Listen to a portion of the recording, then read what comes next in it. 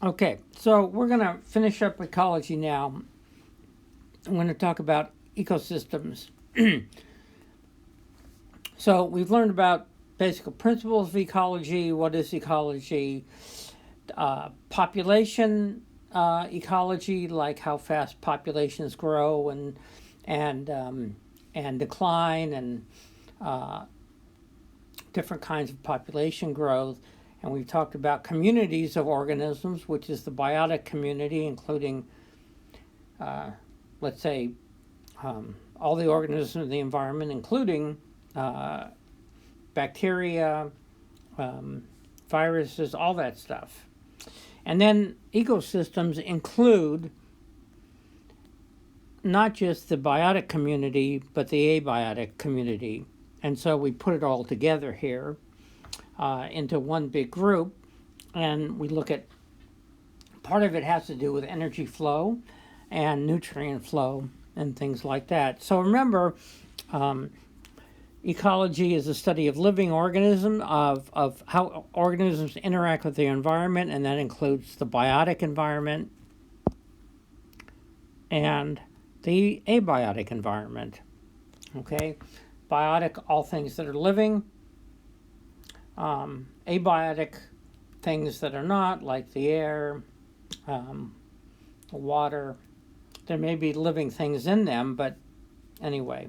So, and then in which defined ways in which the energy and nutrients are used by the biotic community. In other words, flowing through it.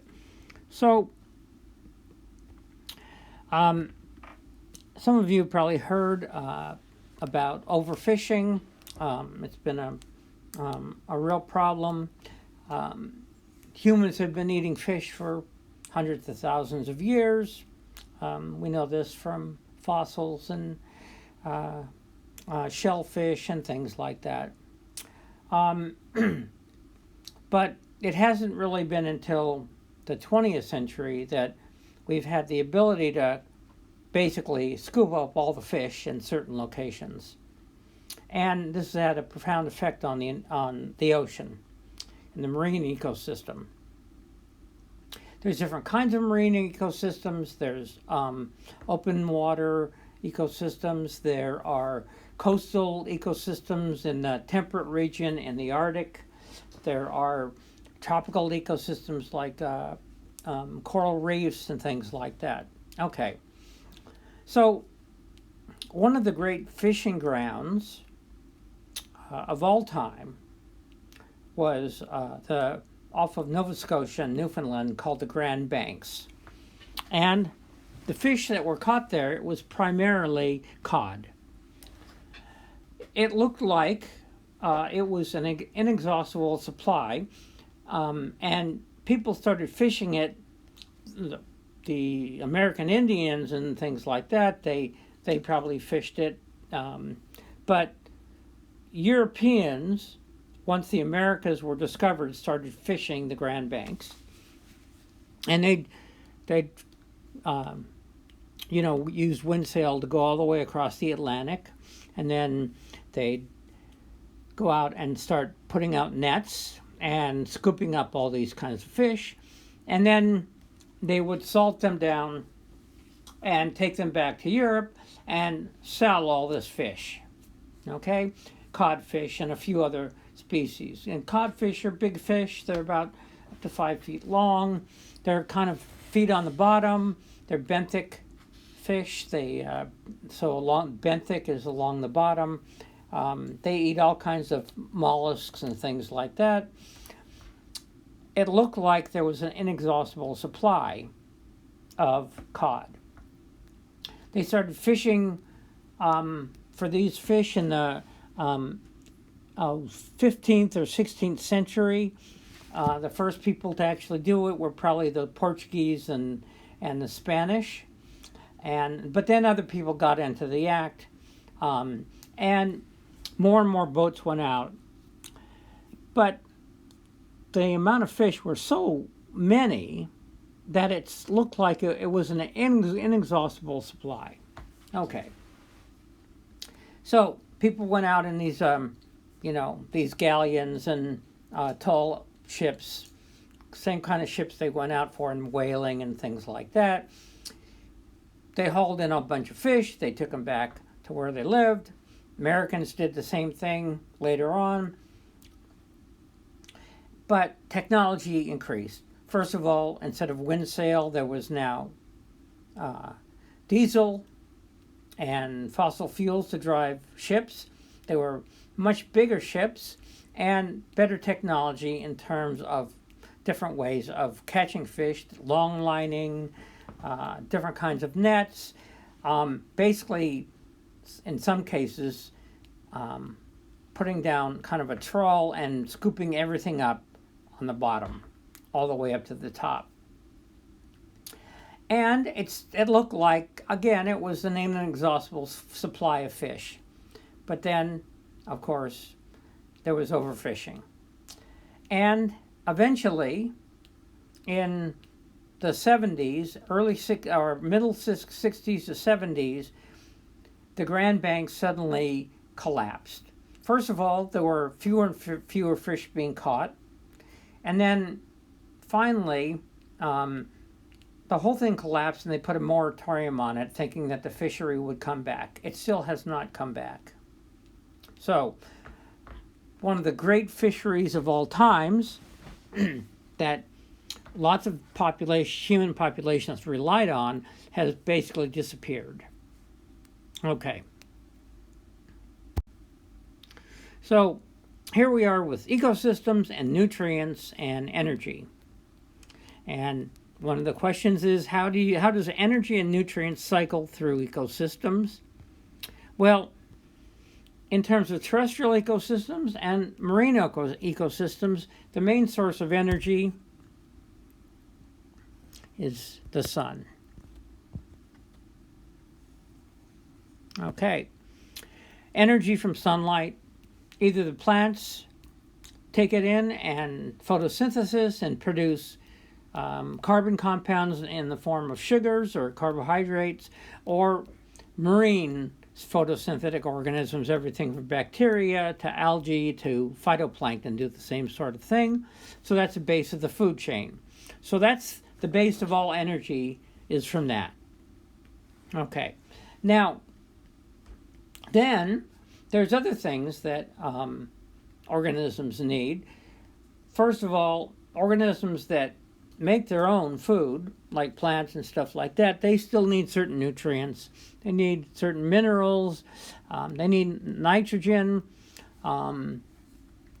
There's oxygen, obviously, in the atmosphere. So, but then there's all this other nutrients, including carbohydrates, carbon compounds, right, that all the other organisms rely on.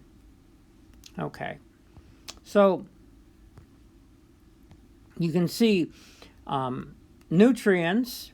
So let's see what we have here. Energy stored in chemical bonds is from the trees. That's the nutrients. That's carbohydrates. Okay. And also, let's see, and then nutrients, and then solar energy and heat energy given off. Okay, so the detritus feeders feed off of dead things and decomposers.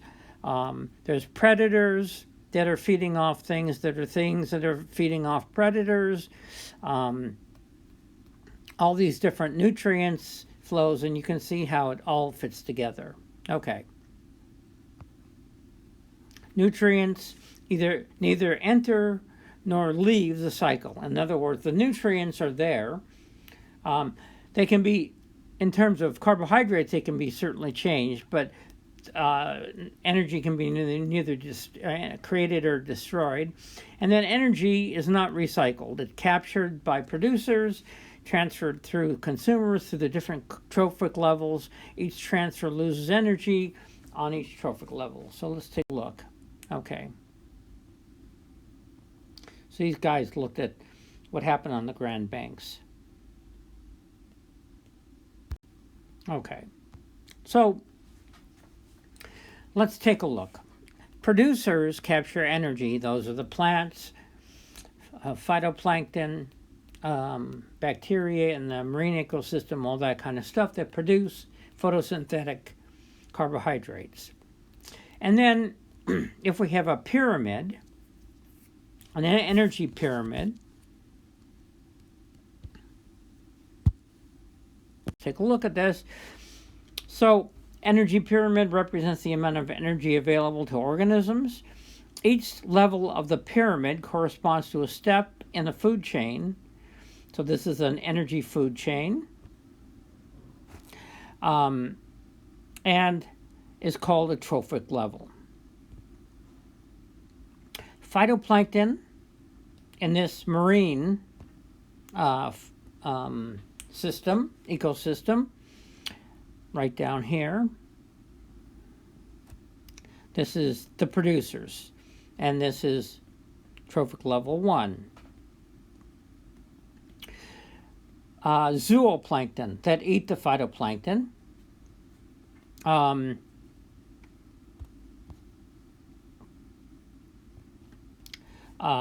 And they're the secondary trophic level, right?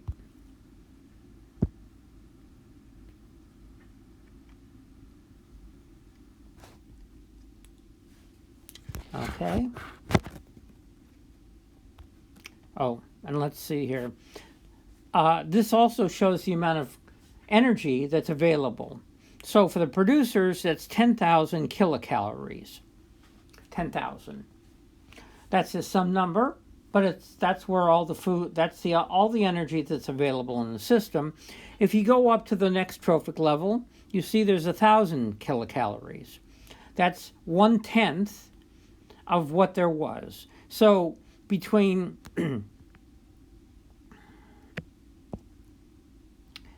here and here, you've lost 90% of the energy through heat and through chemical reactions. Okay, so you've gone from 10,000 to 1,000. That means only 10% left. And then you can notice if you go up to the third level, it's only 100. So only 1/100th of the total. Okay? And then finally, the final trophic level up into the fourth, there's only 10 kilocalories left, and there's very few apex predators. In other words, the big predators usually make up the least amount of a whole total ecosystem in terms of biomass. In other words, all the biomaterial that makes up organisms and the energy and nutrients. Okay, so if you notice, each 10,000 kilocalories of energy captured from the sun by producers, primary consumers capture and store only about 10%. In other words, most of it is lost. Only 10% of the energy captured and stored at each trophic level is transferred to the next trophic level. In other words, 90% is lost. You go from 10,000 to 1,000. That means 9,000 kilocalories are gone. And only 1,000 remain for the next level. And then you go 10% of 1,000 is 100. And there's only 100 kilocalories. And so there's many less. And these are mid-level sized fish. And then the same for, at the very top, a tuna. There aren't very many tuna. Okay. So small fish and herring, such as herring and anchovies, are the secondary consumers of all plankton on the third trophic level. That includes not just the zooplankton, but also a lot of them eat the phytoplankton in terms of algae. Large fishes such as tuna are the fourth. What eats the tuna? We eat the tuna, so there's one more. Okay.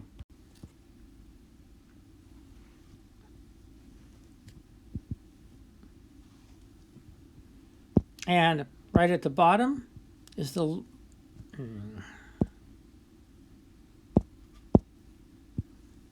This is the photosynthetic producers at the very bottom. The next thing are the herbivores that eat that product of the primary producers. So trophic level 1, trophic level 2, and these are called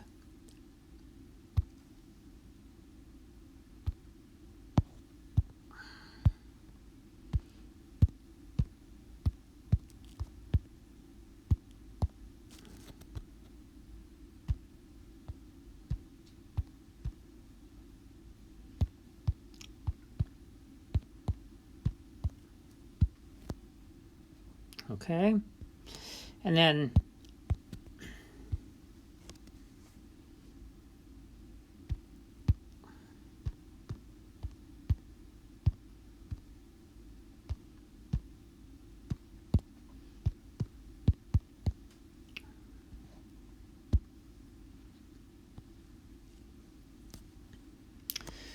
finally, this is number 3.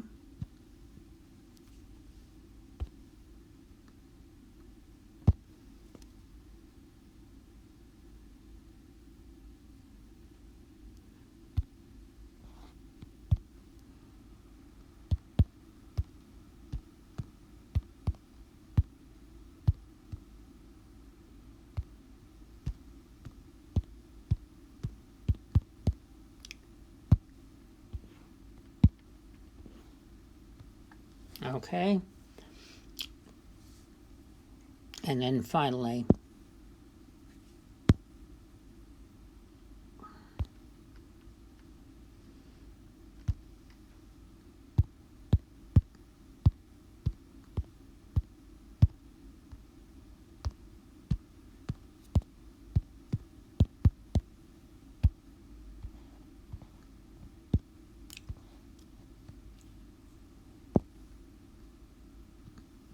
okay, and there's more. You can add more levels. There are some systems that are so complex, there's actually 6 different trophic levels.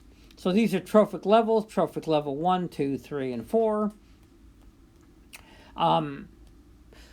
Secondary consumers might be predators, let's say.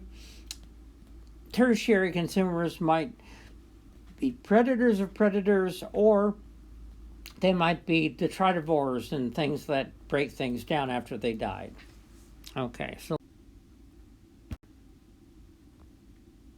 phytoplankton. So in the marine ecosystem, this is the basis of the food chain. Phytoplankton, phyto means sunlight. The same thing they do, the phytoplankton does the same thing in the water as plants do on land. Okay? And there's all kinds of phytoplankton. There are algae. There are some plants in the water. There are cyanobacteria that are photosynthetic bacteria, that are photosynthetic eukaryotes, single-cell eukaryotes. There are algae, different kinds like seaweed, things like that. So these are the producers that produce carbohydrates, chlorophyll. Okay. So this turquoise area in this aerial photo is phytoplankton bloom occurring off the coast of Norway. In other words, there's a bloom, an increase in the amount of energy available to produce lots and lots of carbohydrates. So why did the phytoplankton bloom? Normally we don't get blooms like this. Well, there could have been an input in nutrients, or there could have been a loss of consumers that eat the phytoplankton. Okay. So energy is lost at each trophic level. Most organisms through all trophic levels lose energy as metabolic heat. Okay?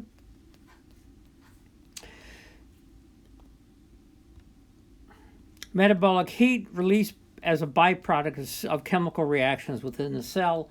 In other words, not only photosynthesis, but also cellular respiration. Just think about how much heat you release. We're obviously warm-blooded animals, but all animals release heat. And therefore, the amount of energy in biomass, that means the total amount of matter that makes up all living things, is reduced further up the food chain at higher trophic levels. All right? So producers,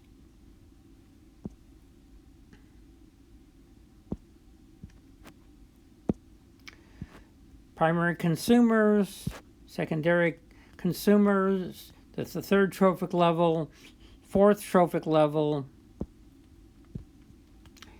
tertiary consumers, and so on. So again, this is a closed system, and nutrients are cycled through the system. Nitrogen, carbon, water, okay? Some of it may be locked up at certain times and not available, but it's not lost. But energy is lost. Energy is lost, as remembered, we showed a video of energy being lost to the solar system, out past the atmosphere, and elsewhere. Okay. So only 10% of each trophic level is transferred to the next trophic level. 90% is not transferred. It's not a very efficient system. Not consumed. Example, when we eat an apple, we eat only a small part of the apple tree. Not taken up by the consumer's body. We cannot digest the cellulose contained in the apple. Some organisms can break down cellulose, but we can't. Energy flows in only one direction through the ecosystems because of the steady loss of heat. So all the energy that's there comes from the sun, and that is turned into photosynthetic products, carbohydrates and sugars, that then feed the rest of the whole ecosystem. And each time you break down carbohydrates, you release heat, and you produce energy, cellular respiration, remember ATP. So it enters from the sun, captured by producers, and eventually lost. Cannot be recycled within any energy system. Travels up an energy period, never down. In other words,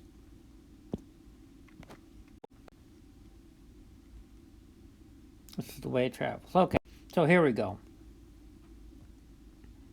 Fish oil supplements. Anybody in here take fish oil supplements? Part of the supplements industry, which is a huge industry that is largely unregulated. It includes everything from vitamins, fish oil, minerals, all kinds of different things, right? A lot of people think they need all these things. They spend their money on them. So it was thought that fish oil was good for eating, something good for your body, okay? And called omega-3 fatty acids that our body needs, but we get them from all kinds of different places, and we're actually, for the most part, it's not a limited resource. But it was a way for people to actually sell something like vitamins, because most people don't need vitamins. If you're living in, let's say, sub-Saharan Africa, and you have a very poor diet, you might have not enough vitamins, and then you could actually use them. But Americans basically get all the vitamins and minerals and everything else they actually need from their food, because we have a very good food supply, even if it includes lots of fast food. Okay. But it turns out, where do the fish oil supplements come from? They come from these secondary consumers that eat copepods, zooplankton and stuff. And they're small fish. There are millions and millions of anchovies that bigger fish eat. Let's say mackerel, or above that, tuna, or also cod, things like that. Okay, so anchovies are kind of close to the base of the food chain. They're the small fish. And there's a lot of energy there in terms of fats and especially protein. And it's easy to catch anchovies. You put out big nets and you scoop them all up and they all disappear. So it turns out a lot of the anchovies and sardines, another one, have been completely overfished. If you look at off the coast of South America and Central America, there used to be a huge giant fishery that's been depleted because all these small fish have been taken. And they've been taken and turned into, you guessed it,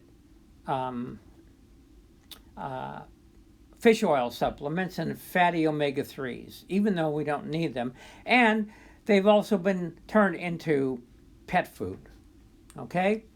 And fish food, feeding fish that are being raised and things like that.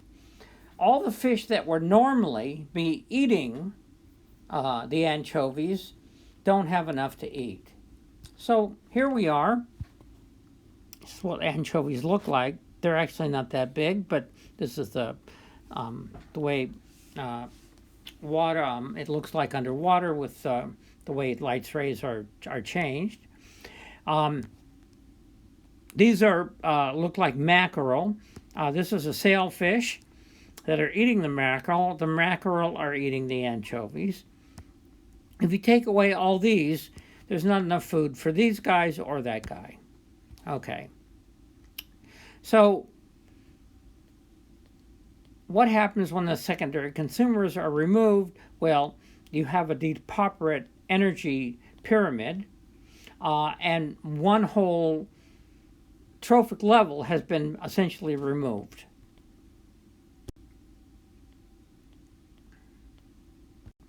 Okay. So if you could please look at energy flow and nutrient cycling. That means you go to chapter 21 on animations. It's about 3 minutes or something like that, and it'll go through this. Thanks. Watch it, please. Okay. So nutrients, chemical elements required by living things, recycled and reused with and across ecosystems. They pass through the abiotic world. Rocks and minerals, deposits into soil, water, air. A lot of things like carbon, that is carbon dioxide has been turned into carbohydrates. Those carbohydrates, those carbon compounds have also been turned into other carbon compounds like oil and gas over a long period of time. Those are the same sort of carbon compounds. They get locked up. Or calcium carbonate, which make up the shells of a lot of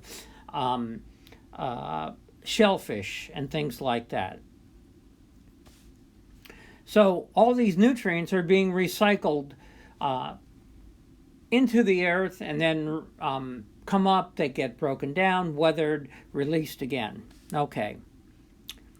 And Earth gets a constant stream of light from energy from the sun, and then a finite pool of nutrients cycles through the land, including the plates and continental crust. Okay, so which are the organisms that it produces in the marine ecosystem? Phytoplankton. They do photosynthesis.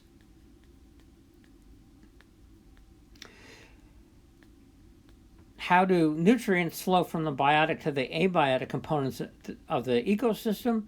They actually get broken down by decomposers. Okay?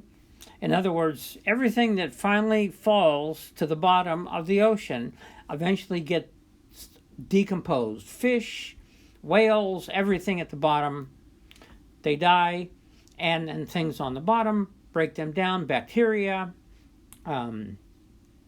fungi, all kinds of different things. So, decomposers. They return nutrients to the abiotic world by breaking down the bodies of dead organisms, whether it is in terrestrial ecosystems. Okay, so we have worms, we have bacteria, we have fungi. These are primary producers. Heat is lost. Nutrients and antibiotic sources are absorbed by producers, then pass through consumers to decomposers. Decomposers extract the final nutrients and then incorporate them, if it's an ecosystem, terrestrial ecosystem, back into the soil. So, life would cease. So, all these decomposers are central to the whole system, and death is central to the whole system. Nutrients, there's a limited supply, and they have to be recycled. So there are 4 ecosystem processes. There's a nutrient cycle.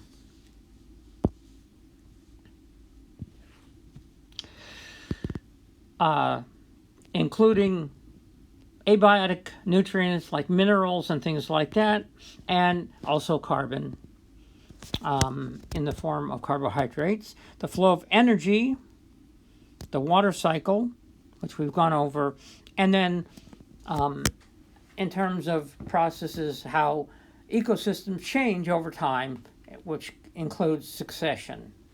And we'll look at succession in a bit. Okay. So in terms of the Grand Banks and the cod and stuff like that, Boyce found a 50% loss in ocean phytoplankton since 1950. Remember, phytoplankton are the main producers in the ocean. So an ocean with less phytoplankton will function differently because ecosystems depend on energy capture.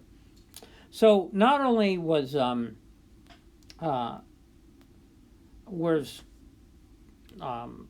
cod removed and the small secondary consumers, but it seems like the amount of phytoplankton was lost too. So energy capture, the trapping and storing of solar energy. Okay.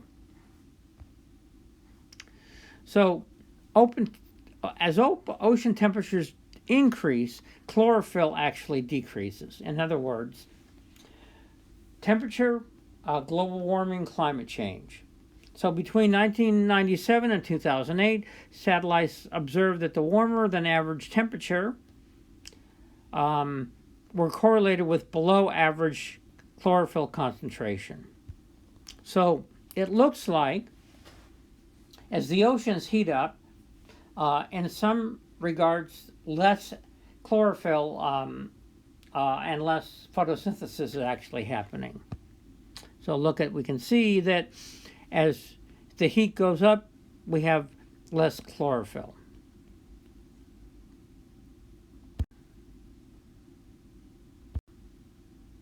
Okay.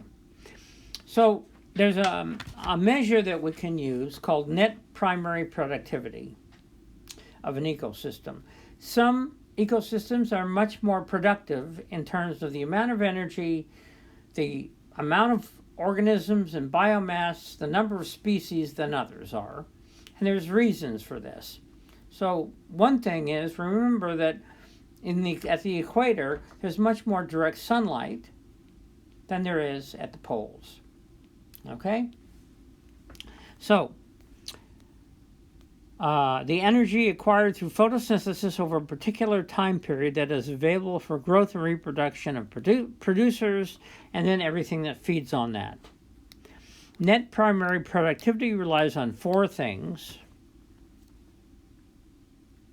sunlight, the amount of water, the temperature, and the availability of nutrients. In different ecosystems, some of these things are limited. For example, in the ocean, obviously, water is not limited. But if you go to a desert, it certainly is. Sunlight is limited at the bottom of the ocean. Very little sunlight gets to the bottom. There's no photosynthesis going down. There's also very little nutrients going down. Almost all the nutrients at the bottom of the ocean are from dead things floating to the bottom. So the amount of energy capture directly affects net primary productivity. The amount of energy captured by photosynthetic organisms minus the energy spent on cellular respiration, maintenance, growth, and reproduction. Okay? So this is typically determined by measuring the biomass and estimating the amount of carbon captured during photosynthesis. In other words, turned from sunlight turned into carbohydrates and sugars. So we can actually look at net primary productivity.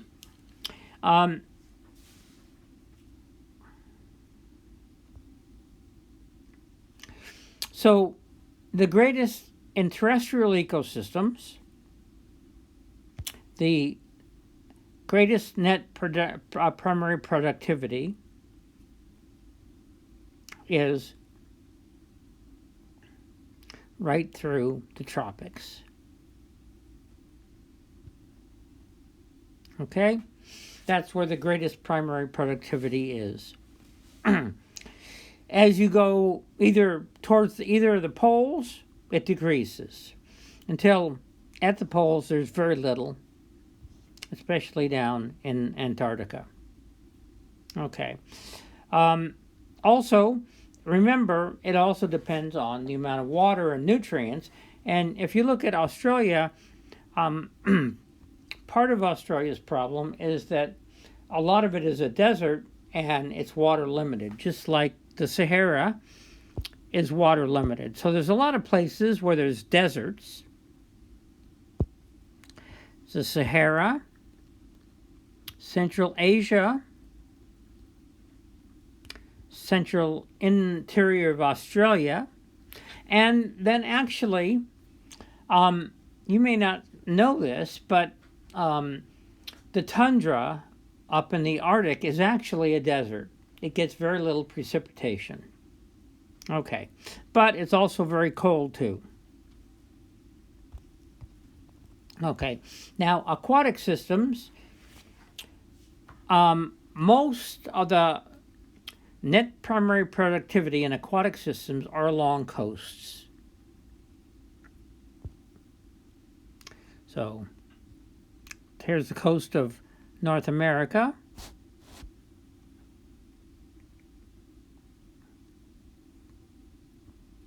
And then parts of South America, eastern United States, Northern Europe,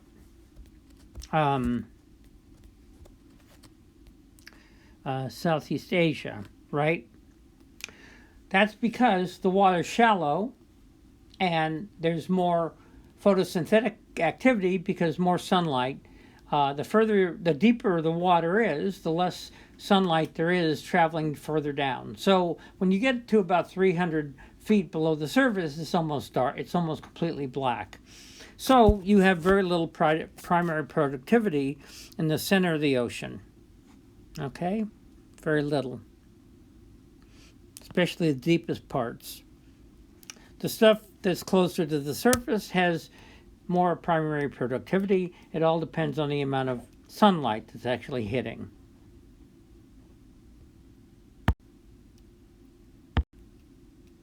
Okay. So there's a number of things that we see that affect net primary productivity and the kinds of organisms and ecosystems that are in certain places. Okay. So this is an effect, look on effects of elevation on temperature and also latitude. So altitude is elevation, right, on the y-axis.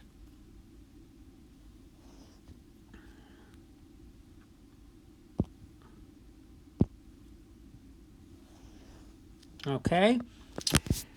And then the same thing, if you go from the equator to the polar regions, follows the same sort of thing. It gets colder the higher you go, or the more you go to the North Pole or the South Pole, and the further away you get from the tropics.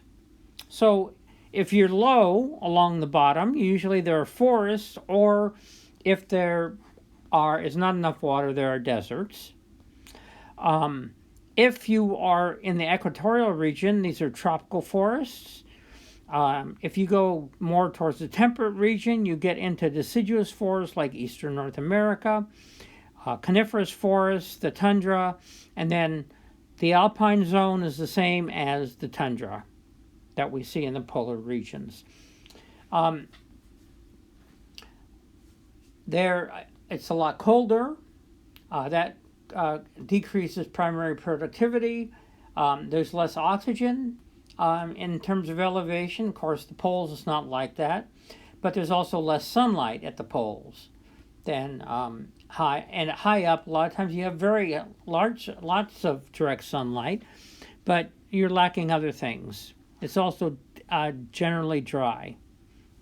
So the most, in terms of terrestrial ecosystems, the highest net productivity is actually tropical forests that we see in Central Africa, Congo, Central and South America, Mexico, all that kind of stuff. So what are biomes? They're large, distinct regions of Earth with similar energy capture and NPP, in other words, net primary productivity. They're defined by their unique climatic and ecological features. Terrestrial biomes are categorized by temperature, precipitation, and altitude. And latitude in terms of sunlight. Okay, so desert, chaparral, grasslands, temperate forest, tropical forest, boreal forest, tundra. Aquatic biomes are determined by the proximity to shorelines. If you're around shorelines, aquatic systems, because they're shallower, they're getting more sunlight that can be turned into carbohydrates by photosynthetic organisms. They're much more productive in terms of NPP. Okay. So, let's see here. Rainfall and temperature affect biome distribution. So, when you go up in tundra, this is in the far north. Okay. And then we can see the amount of precipitation. So the tundra is actually a very dry place for the most part, and it's very cold. As the temperature starts to increase and it's still dry, then you go through these coniferous forests that aren't very productive, and then cool deserts and hot deserts, which are very dry, limited in terms of water.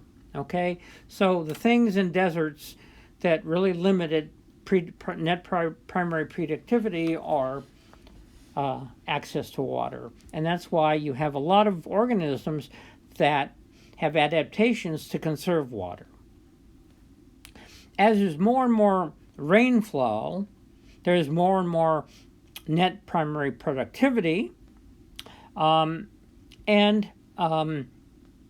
adaptations for that. And then finally, in terms of depending on how far north you are, or how far more near the equator, you can get with very high rainfall. These are tropical rainforests. That means they usually get anywhere between, let's say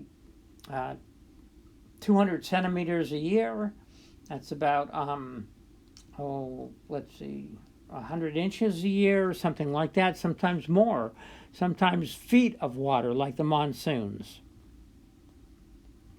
So you have tropical deciduous forests and then tropical rainforests, which are the most productive. Okay. Biogeographic realms and biomes. So we've got different, we saw some of this earlier when we looked at ecology and we looked at biogeography.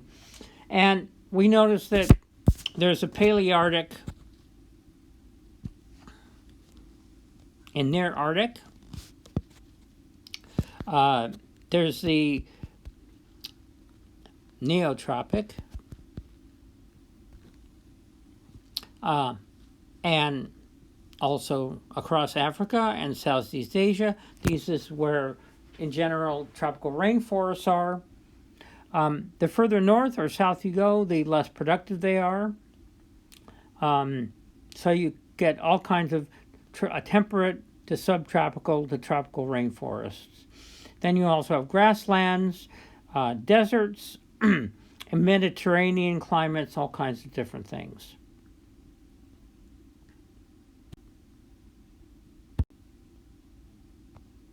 Okay, so tundra. Tundra biomes are found at the poles and on mountaintops. And on the mountaintops, they're called alpine regions, but they are very much like you would find at the poles. Lots of snow and ice, not very much plants, very cold temperatures. Trees are absent or scarce because of the short growing season.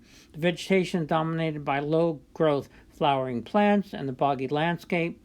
And rodents provide food for carnivores like foxes, wolves, bears, muskox. Okay, that's the tundra.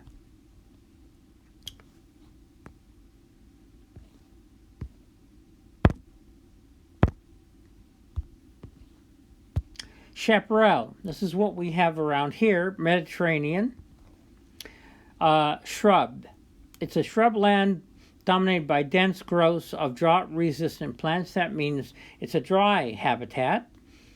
Again, it's water limited, not as quite as much as pure deserts.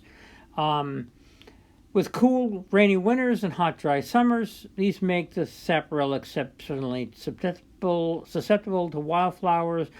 And the chaparral vegetation includes some trees, scrub, oaks, and pines, mountain mahogany, manzanita, chamise. These are shrubs.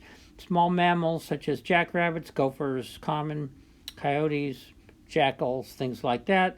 Chaparral, you get that also in the Mediterranean region.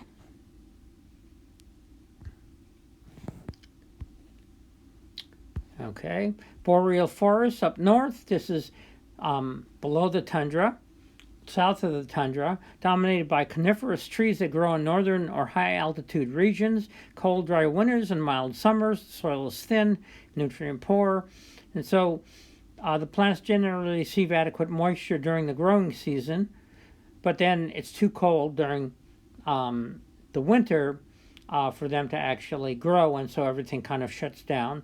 If they're deciduous leaves trees, they drop their leaves. Otherwise, if they're pines, they retain their leaves. And in North America and Europe and Eurasia, you have large herbivores like elk and moose, and carnivores like weasels, wolverines, foxes, mountain lions, wolves, things like that. Okay. Tropical rainforest is characterized by warm temperatures, 12 hours of sunlight each day. Doesn't change seasonally, but usually there is seasonal changes in the amount of precipitation. There's usually a wet season and a dry season. So it's and either seasonally heavy or year-round rains, which tend to leach nutrients in the soil. Soils in this biome tend to be nutrient poor because a lot of the nutrients are locked in the living tissue, the biomass of organisms. Tropical rainforests may receive in excess of 80 inches of rain a year, even more. Some places up to,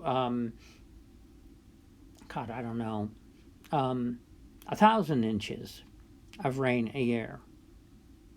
This is where you get the greatest biodiversity, is in the tropics. And then freshwater biomes are heavily influenced by the terrestrial biomes that they border. Like this is the lake, a freshwater lake. It's fed by streams. It's also fed often by high mountains with snow and ice that melt, like up here, right? And that water melts down and comes into the lake. Lakes are landlocked bodies of standing freshwater. Rivers are bodies of freshwater move continuously in a single direction. Wetlands are characterized by standing water that is shallow water for rooted plants to emerge above the water surface.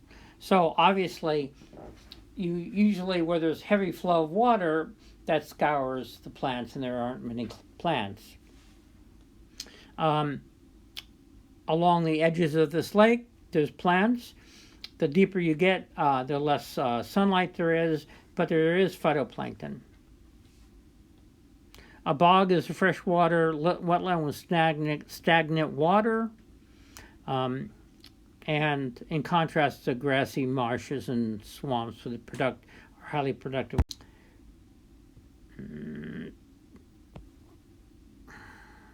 Come on, go back. Lands. Okay.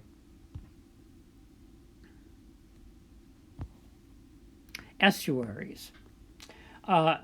These are rivers that then come to very shallow areas that usually dump into the ocean. The water slows way down. The flows are very slow. Water flows are very slow. There's lots of standing water, and there's lots of vegetation. So estuaries are the shallowest but most productive aquatic biomes. They're tidal ecosystems where rivers flow into the ocean. They have a constant ebb and flow of fresh and salt water going both directions, depending on the tides. Organisms must be able to tolerate the changes in salt water concentrations, the plentiful light, the abundant supply of nutrients delivered. The systems are very productive. Temperate forests, they get less sunlight. They have a winter and a summer in terms of temperature differences. They're dominated by trees and shrubs that are relatively rich soil, snowy winters, warm summers. They have a lot of diversity compared to, let's say, the tundra and the boreal forests of the northern boreal forests. Grassland, less amount of water, and so not enough to sustain trees. Okay.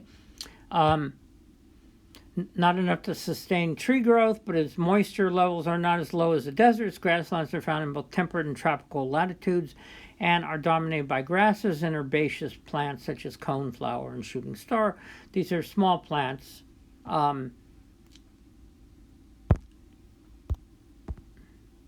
Stop that. Okay. Small plants and some shrubs. Deserts, again, limiting resource. There can be cool deserts and there can be hot deserts. The ones around here are pretty hot deserts, but if you go up into northern Nevada, those are higher deserts and they're cooler in general. They are limited by the amount of water for the most part, and also other resources. Because there's very little water in the atmosphere, the temperature has a lot of fluctuation. Water holds in, remember, it's a greenhouse gas, it holds in heat. So that's why oftentimes in tropical rainforests, it may be very hot, but it doesn't get very cool at night because the water keeps all that heat in. But in deserts, that's not the case. Deserts have a whole bunch of organisms that are generally adapted to conserve water. Okay. And then marine biome, intertidal zone like we have around here along the coast. Starfish, mussels, all kinds of algae, kelp, all that. Depending on where you are in the marine biome, along the coast, it's much more productive. Out in the middle of the ocean, much less. That's the pelagic region. And the deeper you go, the less productive it is. And then there are some ecosystems, some of the most productive are actually temperate marine biomes, and all the way up into Alaska because of all this upwelling of nutrients. It turns out that tropical coral, corals and things like that. Let's say you go to Hawaii, and even though it's very productive in terms of the number of species, there's actually not that much nutrients in the water. Oh, God.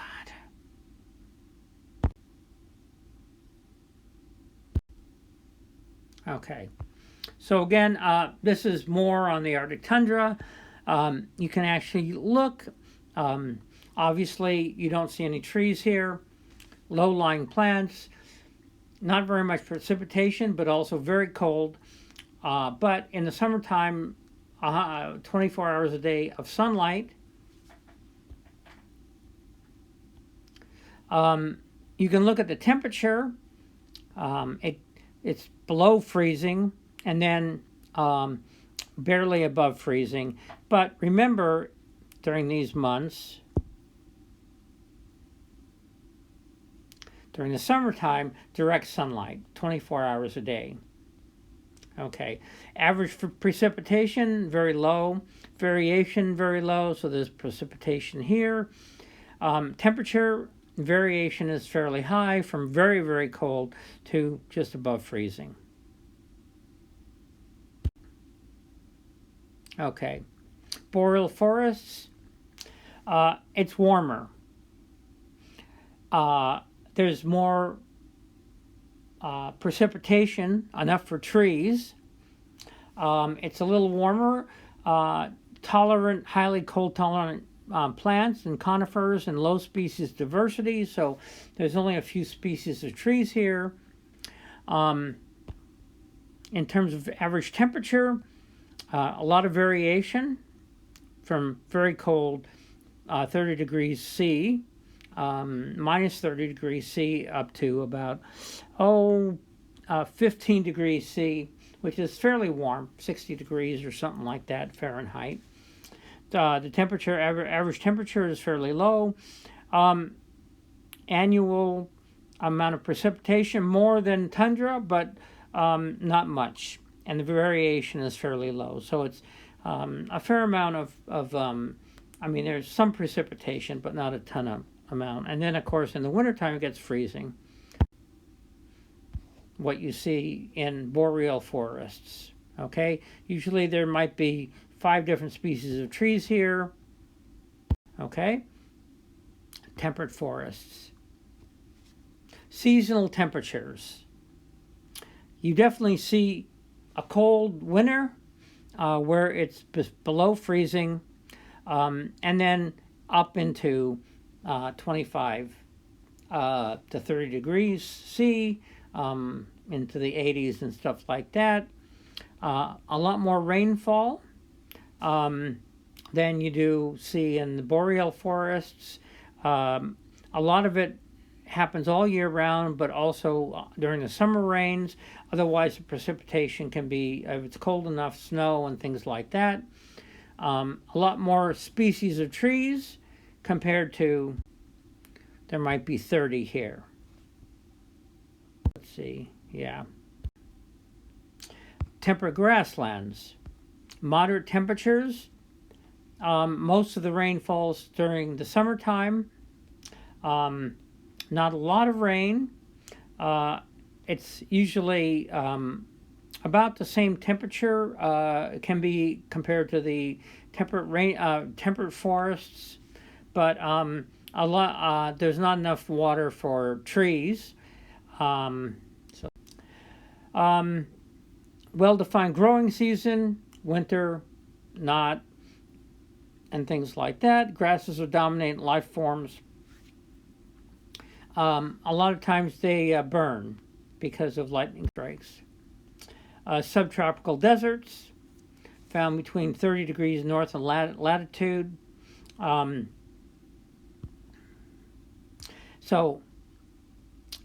Very warm temperatures, 10 degrees C, actually sometimes down to lower than that. And then very, very high up into high 30s to low 40s degrees C, up to 90s and 100 degrees temperature. Very low amount of precipitation, obviously. High average annual temperatures, low precipitation. Desert species are adapted to economize water, limited water, so they have adaptations to conserve water. Tropical forests. Usually a high temperature all year round. There's so much water in the atmosphere that it might only change in terms of temperature by, let's say, 5 degrees C between when it's during the day and during the night. There's usually a wet season and a dry season, depending on where you are in the tropics. Sometimes there's 2 wet seasons and dry seasons. Okay? It not only includes lowland tropical rainforests, but also cloud forests up higher that are very productive as well. And in terrestrial ecosystems, these have the most diversity in terms of biomass, in terms of the number of species. I mean, tropical rainforests are just absolutely amazing. Anthropogenic biomes that are created by human beings. Humans have directly affected where we live. Cities are often deserts. It really changes the physical landscape. You can think about, what kind of diversity you have, things like that. And then there's also things besides cities where we have rangeland, where we have animals that are livestock, or croplands where we agriculture, some semi-wild lands. But if you look at the eastern United States, it's much different than it used to be before Europeans got here.